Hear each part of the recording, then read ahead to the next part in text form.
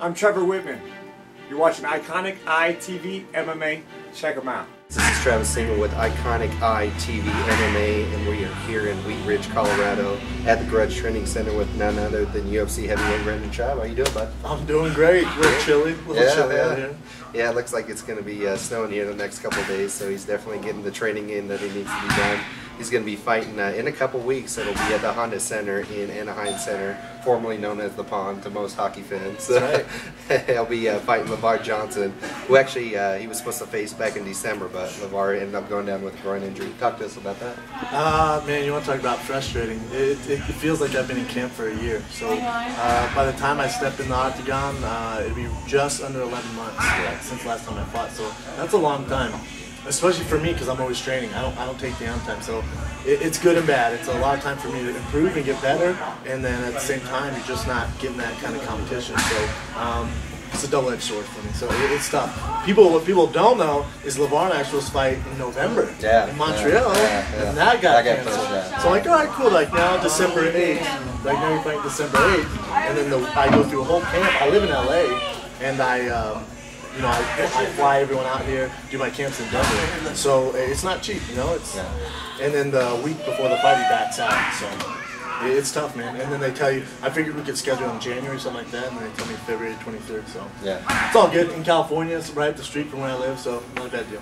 Yeah, exactly. Most people, some of them know that you've actually gone to actually live in California, but you spend most of your camp here in Denver. Do you have a problem with that, or is it just the way it is right now?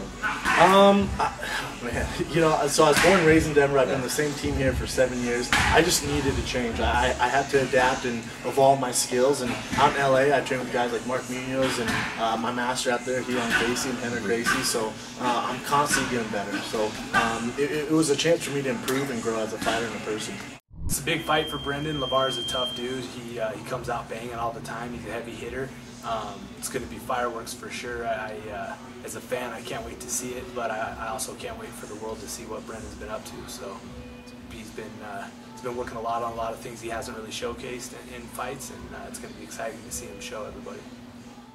And a lot of the fans, they basically ask me that they're known for you to be a knockout artist and always stand.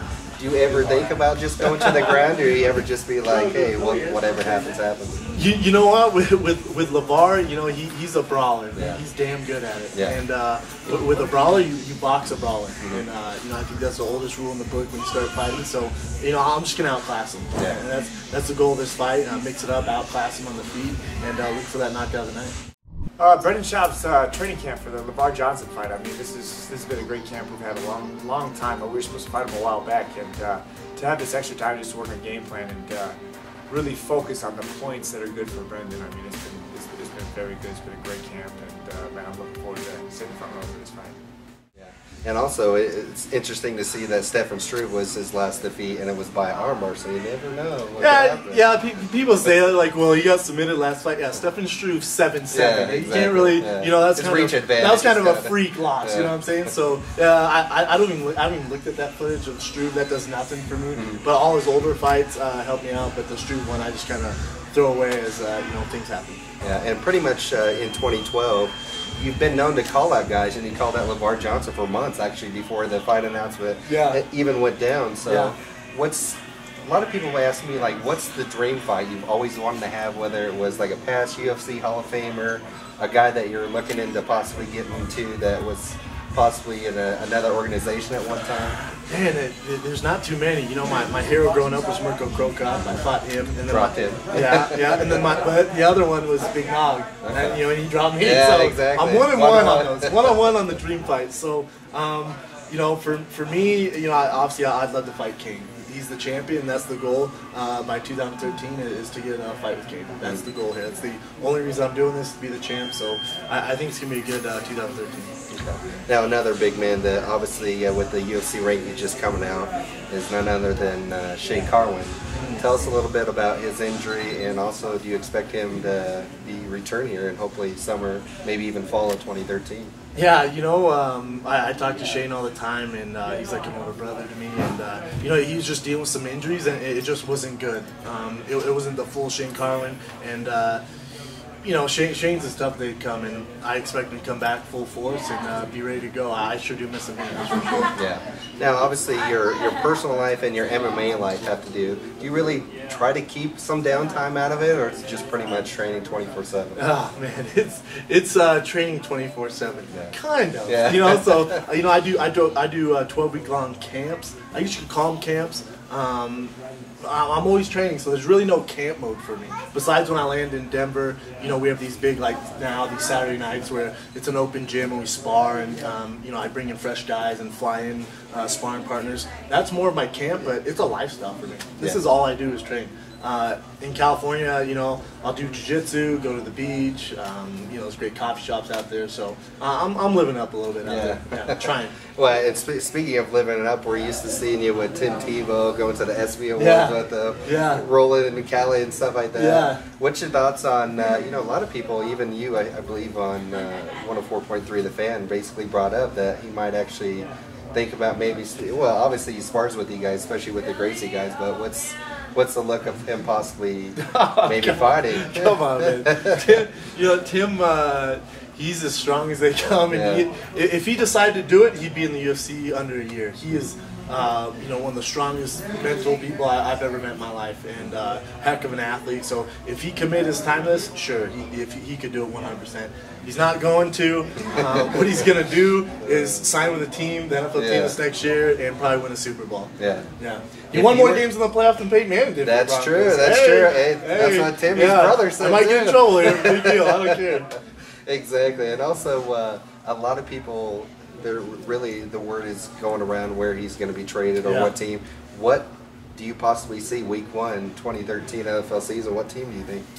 Yeah, I don't know if I can share this information. You know, Tim's a good buddy, and I think the chips will fall and you guys will see it. But, you know, he's in Arizona now, training hard, and he's just like me. There's no off season. He's always working. That's why me and him get along so good. And after this fight, I'll go to Arizona and start training with him. It's just, that's how we roll.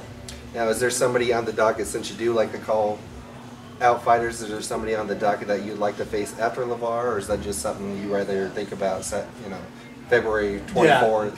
You know, the night of the 23rd, the night of the 23rd, someone will pop in my mind. I'm sure I'll release it at the press conference. I usually do. So, Lavar's a handful. You know, there's no way you'd be a fool to overlook him. He's a handful. The reason I called him out is because he's the hardest hitter in the division. You know, when we were at the UFC Expo, I just remember walking around, and guys were kind of intimidated of him. You're talking about the baddest dudes on the planet, and I'm kind of a sicko. I thought to myself, wow, everyone's scared of him. I want to fight him. And literally right then I text Joe Sill, was like, I want to fight Lavar Johnson. And that's how it went down. It's nothing personal. I just watch his fight, and I like his fighting style. And I know it's a fight fans want to see. And there's a reason we're the main event on the FX portion. Those get crazy ratings. I guarantee you this will be the biggest ratings yet on FX. So it's a big deal. And of course, you having the experience with me all the way back to my college show. That's right. I have to make.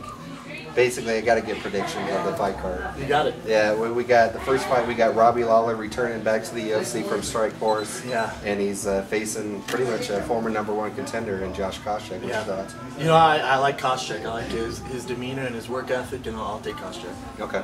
The next fight, we got a bantamweight fight with none other than the California Kid returning to Cali. Yeah. And he's fighting Ivan Menjivar. What's your thoughts on the California Kid going back? Yeah, Menjivar's a beast, but man, who roots against Uriah? Yeah, that's true. You just don't. You just don't do it. So I'll take Uriah. He's a good buddy. I'll take Uriah. Okay. And the big one that a lot of controversy was going around, which a lot of people thought should have been the main event, you have Dan Henderson versus Lyoto Machida.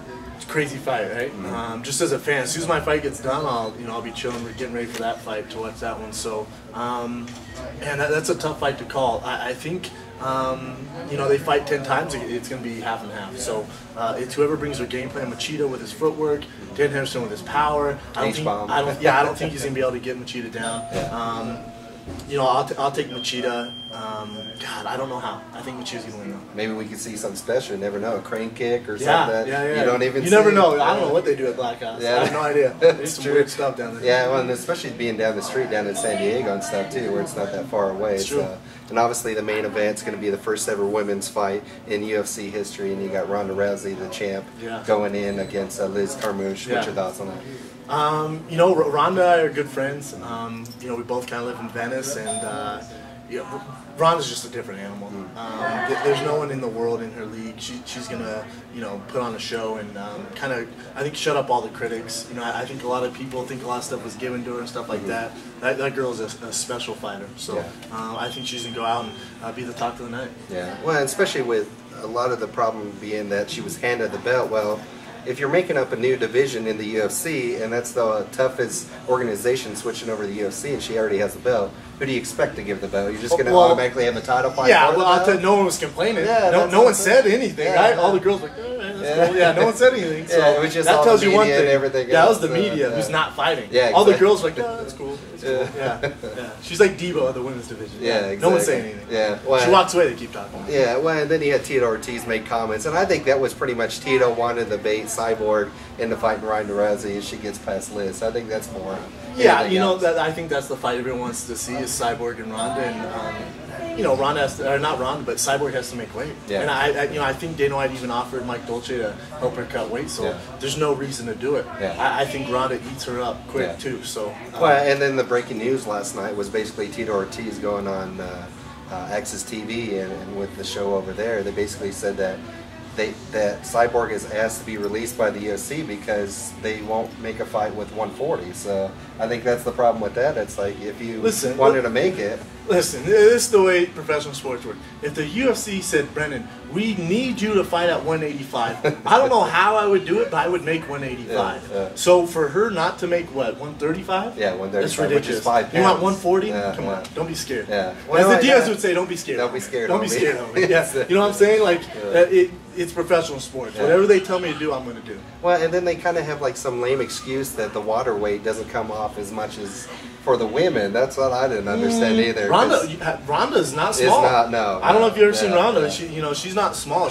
And she's ripped too. It's not like, you know, she's cutting, you know, a lot of fat. So it's tough on her. So, you know, what else are you gonna do? If you're Cyborg and Tito, what else are you gonna do? You go fight in Invicta, and they were talking about that maybe. Show of hands, who watched Invicta? Yeah, no one. You know what I'm saying? So, if you want the UFC, you better do what it's. It's the NFL of mixed martial arts. So I don't care who you are. If you're fighting any other division, any other you know, organization, no one cares. Yeah, it's just how it goes. Yeah, it's just the way it is. But as far as like Tito basically saying that she has to cut the weight, if she's saying that she's sometimes a natural 170, to even get to 145 for her title contention, what does 5 pounds mean? It just doesn't make any sense. Who's she hiring? Mike Dolce has, you know, Anthony Johnson. You know, he's got weight. Yeah, he's Rampage. There's a list of guys. You talk Chael Sonnen. Chael Sonnen walks around at 240. He makes 185.